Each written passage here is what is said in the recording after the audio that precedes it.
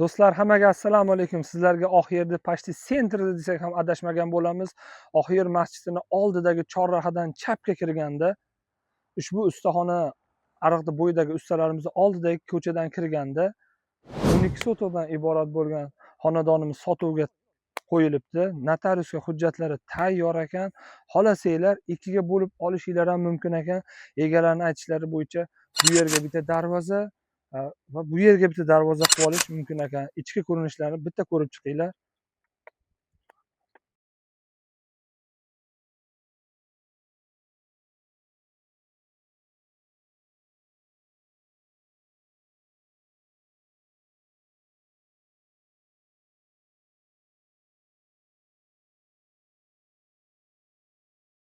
Do'stlar, hujjatlari notariusga tayyor bo'lgan ushbu 12 sotixdan iborat bo'lgan hovlimizda egalari $2550 deb baholashyapti.